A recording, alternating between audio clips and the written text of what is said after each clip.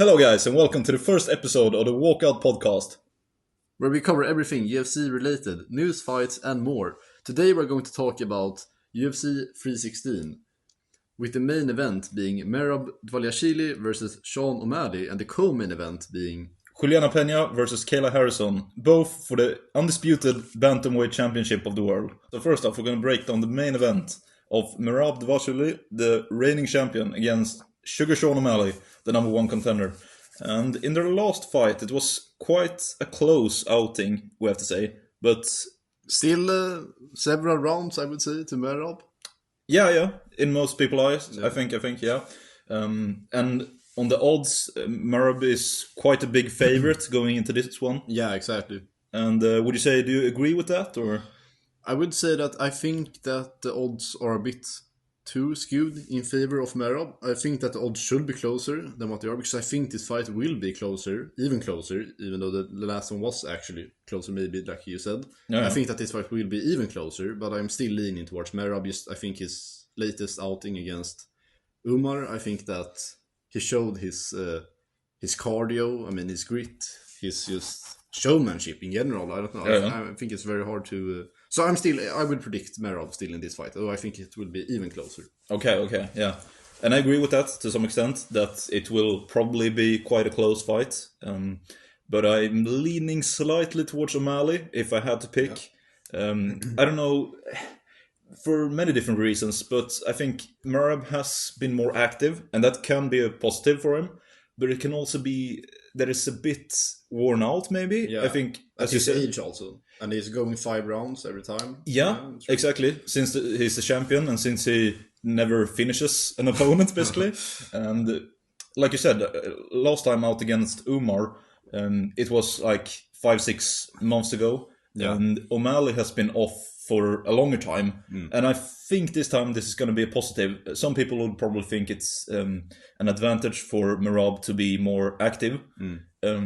But I think O'Malley, taking the time off, he's had an operation of a long-lasting injury, and I think that will overall give him the edge. Do we know what that is, though? That operation? They've been sort of quiet about it. Can it initiate maybe an advantage for Merab, or the other way around? I don't know. Yeah, I don't think it's quite clear what the injury actually is. If it is, we've missed out, but I haven't heard it mentioned what exact part or muscle it is. But like I said, of course, if it's out there, it's an advantage for Merab if you can target like a leg or a shoulder or anything like that to further increase the injury. But from what I've heard, Sean O'Malley has taken his time to heal it up properly. Yeah, okay. So I don't think that should be an issue. I think it should be an advantage for O'Malley. Yeah, but an advantage for him, okay. Time will show, I guess. So going back to their last fight, is there anything from that you think we can draw any conclusions going into this one? Yeah, I think that there are many things we can look at from the first fight. Among them being that although it was I think a very, like you said, a close fight, I think that you can also look at the rounds themselves, and that although the rounds themselves, within the rounds, it was very close. I think that Merab, over the course of the whole fight, he won many rounds, being on the fact that he kept so much pressure on O'Malley. Yeah. And he did that for his grappling, for his probing with his boxing, for example, or more like moving around, while O'Malley, he tried to keep him in check all of the time. Merab could still close the distance on him a lot of times, still get takedowns. Yeah. And wasn't really punished for it a lot. Yeah, we had to wait until like almost the last round. It was a bit in the first, but then in the last round again, in the 5th round. So O'Malley started giving him some kickback, some knees, some kicks, and some strikes. Yeah, some kicks to the body. I think they were the only real damaging shots I saw from O'Malley. Some knees to the face also, but like you said, it's in the last round, which really surprised me. How can it take to the 5th round for O'Malley to actually use his strength, which is the striking with the kicks and the strikes?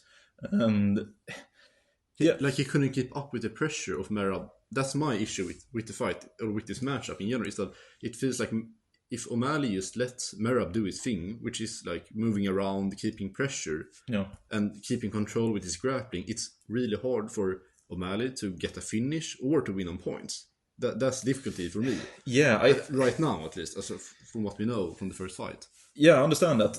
And like I said, I can't really see anyone beating Merab on points. It doesn't seem possible. It's on points. That's the problem, like the points. Yeah, Jose Aldo couldn't do it, Peter Young couldn't do it, Henry Cejudo couldn't do it, Umar couldn't do it, Sean couldn't last time. Will Sean be able to this time? Probably not. But the reason why I might think he takes this one anyways is because, like you said, the thing he has going for him, Sean, is his striking. Yeah. And surely he has to use that. He has to punish him. He has to punish Merab. He can't let him keep the pressure. Exactly. When Merab closes range, surely Sean has to punish him when coming in, since the reach advantage is so significant. Yeah. I mean, I think Merab is 5'6" or something like that, and Sean is about 6 foot. I mean, that's a large height difference and the leg reach difference. Yeah, exactly. Sean has much longer legs. I mean, yeah, exactly, and range, exactly, and that's something I think. Also, the leg kicks is something he needs to focus on, because I was quite surprised how he didn't use them last time in their outing. How Sean, surely that's a way to stop someone. Like you said, someone is probing and feinting so much as Merab is doing, and closing in the distance, trying to get takedowns. It's like he did in the 5th round. I think Merab was trying to reach or something, and then Sean just did the kick in the guts to him. That was like brutal. And Merab felt that. He backed off, and he felt that. Yeah, you saw it. He took his hand and touched it literally, and then looked up at the clock to see how long is left, because I'm in deep trouble here, basically. And also, one of the factors I think we have to take into this fight is round 5 when there's a rematch. Round 5. Is this round 6, if you get what I mean? The first round of this fight. Is this the continuation in the same direction? Does Sean know I can damage him? Yeah, he can meet the pressure. Yeah, exactly. So that's something also to take into this fight. I think that will give Sean some confidence going into this one. And sort of also that he knows he have to and just empty the tank, so to speak.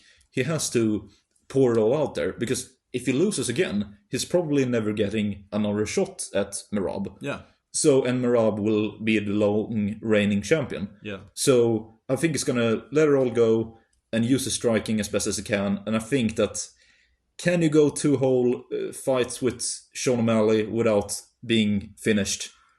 I think it's difficult. It's difficult, but I would still say you would say so. I wouldn't. So we'll see. I think we'll see. Okay, so moving on. Is there anything pre-fight that we can talk about? So, for example, the press conference or the face-off, or maybe the UFC countdown video that they released? Yeah, I think there's some things to take from those things you mentioned there. In the face-off in the press conference, they both looked quite calm, I would say, and didn't really say or do anything of note. Yeah. However, in the countdown, I know that Sean mentioned that he's quit smoking, and he uses social media a lot less, and tries to get off his Suga Sean personality, basically, and be a bit more grounded, a bit more with his family, and less on the social media entertainment side. And I think we both agree that that's something that will favor him going into this fight. And it shows that he's in a different mindset, and he knows going to be a lot more serious, you think? Yeah, exactly. And like I touched on earlier, I think he knows that this is it for him.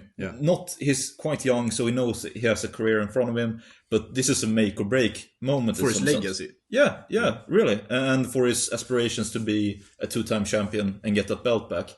And speaking of the countdown, I think, did you hear what Merab's coach said regarding their game plan this time? Yeah, so there was an interesting scene in which Merab's coach was talking to Merab in some sort of meeting room, and Merab wasn't looking so happy because his coach was talking to him about that he wanted Merab to start finishing opponents. He was almost saying like, so you're a champ, you won against many good other champions or other UFC fighters, but now it's time for you to take the next step and actually finish someone. And Merab was sort of looking at him like, I don't know, maybe it was, Merab, he likes making skits and stuff like that, so we don't know exactly if this is super serious or not. Maybe it's a plan for him for O'Malley to look at and try to overthink the fight. But I think that there was something there at least, because his coach basically told him that we want you to finish this next opponent. We want you to finish Sean O'Malley. And Merab was sort of looking at him, not super happy, but he looked determined at least. Yeah, because then yeah. they really after that there was another scene in which they were like fighting.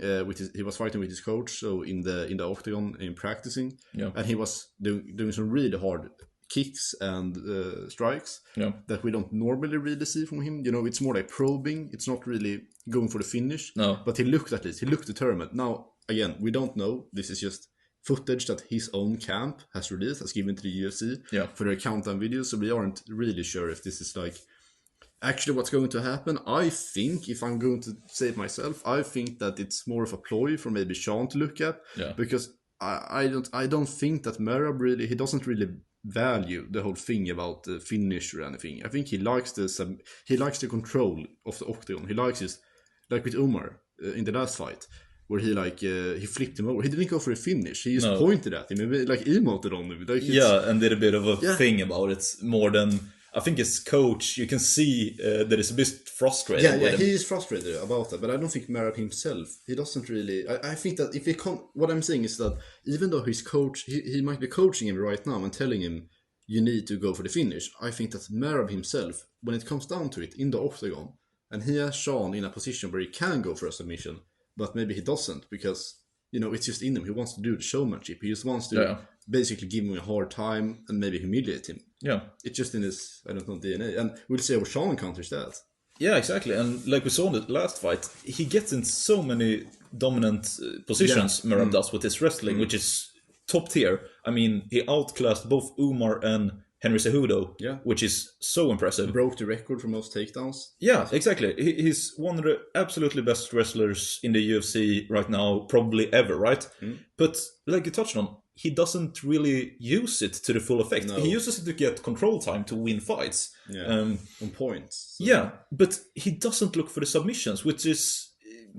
If you compare it to someone like Umar or Islam Makhachev or someone like that, they use it to get a submission and finish an opponent, and often in the first 1 or 2 rounds. They go for the kill. Like, he doesn't do that. And he doesn't have that instinct. And I think, like you touched on the countdown, even though it might be a ploy or a sketch or a skit or something like that, I also think that it's some kind of seriousness from his coach. Yeah, from his coach, I believe it definitely. Because his coach, it's not only Merab's legacy, it's also his coach's legacy. Yeah. Merab is his fighter. He wants his fighter to be representative of his own coaching. Yeah. And to go out there and, you know, basically show that I've learned from his training. Yeah. And if Merab goes out there and doesn't at all go for the finish, then his coach looks sort of, you know, it doesn't look good for his coach to basically be telling Merab publicly, so you need to go for the finish. Yeah. And then if Merab doesn't. So Merab, of course, I don't believe that Merab isn't just going to ignore it. He has to do something about it.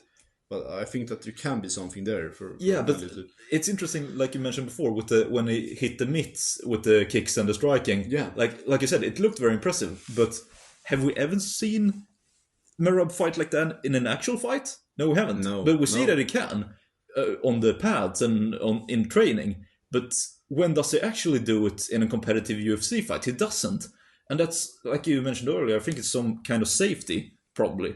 It's a bit of. He knows that it's really well off with his cardio and his wrestling. Yeah. But if he, like with Sean, who is a very dangerous guy for the division, if he goes for a submission or some sort of more offensive move than a regular single or double leg takedown, he exposes himself a bit more. And he knows that the risk for getting finished is higher. But like I said, his coach, I don't think, believes that. Because, like we all know, every minute in the octagon is a risk. So you want to limit the time. If you can be in there for 2 rounds less, that's great. You don't want to be doing 5 rounders all the time, especially not with a dangerous guy like Sean O'Malley. So. Yeah, it's just like you said earlier in this episode. You talked about that. How can you really survive 50 minutes in the octagon or 60 minutes in the octagon with Sean O'Malley and not get knocked out? That's the question here that we're going to have to be answered with Merab Dvalishvili. Is he going to be able to break his own curse, sort of, and submit Sean O'Malley? Or is Sean O'Malley going to fulfill his own, you know, prophecy almost that he always finishes, or eventually at least should do? Yeah, exactly. That's either way, it's an incredible statement, either for Merab or Sean. Or Sean, yeah. And that's what makes this an incredibly interesting fight, right? Yeah. I mean, if I'm going to be totally honest, I hope that this fight goes to some sort of finish. Yeah. But I could also very well see it, being like the last fight, essentially being a five rounder point tally. But Yeah. I think actually the outcome of this fight has more to do maybe with O'Malley than it does with Merab, because I think it's a lot easier actually for O'Malley to reach its own potential and eventually be able to knock out Merab than maybe for Merab to be able to submit O'Malley, because I think that.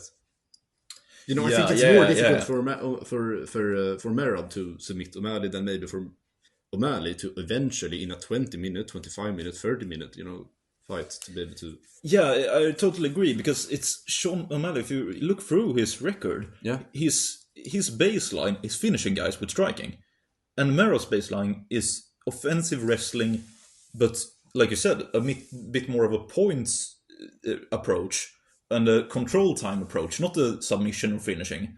So that's a completely different approach to what Sean O'Malley will have. Yeah. Okay, so it's time for our final prediction. Yeah. For myself, I'm gonna have to pick Sean O'Malley, I think, with all the factors I mentioned earlier, like his operation, not being on social media, not smoking anymore, and how much it means to him. I'm gonna have to say Sean O'Malley by knockout or technical knockout. I think I would say round 3 or 4 if I have to pick a round. But anyways, Sean O'Malley by KO or TKO. How about yourself? I think that once again it will be a very close fight. It will be even closer than last time, and I want it to be a finish in one way or another. Even though I like Merab and stuff, I like O'Malley as well. I think that they're both incredible fighters, and I think that it's worthy of a finish. It's a fight that actually should be worthy of a finish, but I can see it, and if I'm being completely 100% honest, I think that I have to predict a 5-rounder, I think, point win for Merab. But I think it's going to be very slim, with the judges, everything. I think it's going to be a very slim win in that case. Okay. And that's my prediction. Okay, just one quick thing on that. Don't you think if it's a very close points decision, the UFC will favor O'Malley? I think so, because he's the bigger name, right? Yes. And he's the one who draws more eyes. So I get what you say. It should be, if it's close and Merab wins, of course he should get the win. But I think maybe they'll give it to O'Malley just because he's the bigger star. But yeah, and maybe because people will be a bit, especially if it's an even, which I do think that it will be an even closer fight, and then I think that it will be even more scrutiny for Merab if he will be winning this fight again. Then he will be winning another points tally. 5-rounder. People are sort of tired of that, especially if Merab, which I think that O'Malley is going to be pushing more this fight. He's going to be throwing out more kicks, actually trying to counter Merab's pressure more. Yeah. So I think that it will be controversial either way. Yeah. I think it will be a close 5-rounder, and I think it will be a close points tally, and I think that it will be controversial either way. I think that it will be this kind of fight where O'Malley, even if he wins, I think that if it has to go down to the points, I think Merab wins. No. But I think that, as you said, I think that it will be controversial if Merab wins, even then by points. Yeah. But I also think that if the judges steal the decision for O'Malley because people are maybe tired of Merab or whatever, and they want an American champion. Yeah. I also think that's going to be controversial. I think there's going to be a controversial decision either way if it's a 5-rounder, and that's why I want a finish. I want to finish more than anything because I don't want that controversy. We're all tired of the controversial decisions in the UFC, and just 5 rounds slaughters that are boring. We don't want that. And like you said, these are such good fighters, these two, that if one manages to finish the other one, it will be such a big statement. Yeah, it will be crazy. So it will cause some chaos in the division. But I think maybe we can hope for O'Malley, because then we'll get the trilogy. And I think if O'Malley wins this one, we will want a trilogy, right? And I think Merab will want another fight. Let's say that, as I said, it goes to a 5. Even if O'Malley doesn't finish Merab, let's say it goes to a 5-rounder, and let's say that Merab should win on points, but they give it to O'Malley, which can happen. Yeah. Then Merab will definitely want another fight. Yeah. And I think the UFC know that as well. they know that very well, that Merab want another fight then, and I think that, it's another opportunity for them to give us another fight. Yeah, and Another I think card. Yeah. he totally deserves it, right? Yeah, I mean, absolutely. I mean, he's been the GOAT of this division. Like, yeah, for he's a long wiped time. out everyone, and there's no real clear-cut contenders. Both guys have beaten Peter Yan. I think Cejudo is a bit out of time. He's quite old. Umar lost to Merab before. So if Sean wins, they have to do the trilogy. And these kind of trilogies for the belts are always very entertaining. So Yeah. So we're going to finish off here with the rest of the card, the main card, that is, and just predict the rest of the fights. So first off, we have Julianna Peña versus Kayla Harrison. What do you think here? I think Harrison. I think that, you only need to look at these two. I think that Harrison looks like a total beast, and, Peña, she's a good champion, but I don't think she can meet Harrison's just physicality. No. I don't know. I think it's impossible. I would have to agree. I think the physicality of Harrison on its own has to win her this fight. And I mean, looking at the odds here, Kayla Harrison is a minus 750 favorite. That's probably the largest I've ever seen in a title fight. And I think we can both agree that she'll probably wipe out Julianna Peña here. Yeah, without much trouble even. I would probably. Finish, probably. Yeah, we'd have to say so. I think it's a finish, actually. Maybe second round or something, third round. Yeah, we expect it to be dominant here from Kayla Harrison, as the odds show. All right, next up is Kelvin Gastelum versus Joe Pyfer in a middleweight bout. What do we think here? I think that Pyfer takes this one. I think that Gastelum he's finished. Yeah, he has to be. I mean, he's quite chubby for a middleweight. Yeah. I heard some people joke and say that he's just an overfed featherweight, and there's something in that.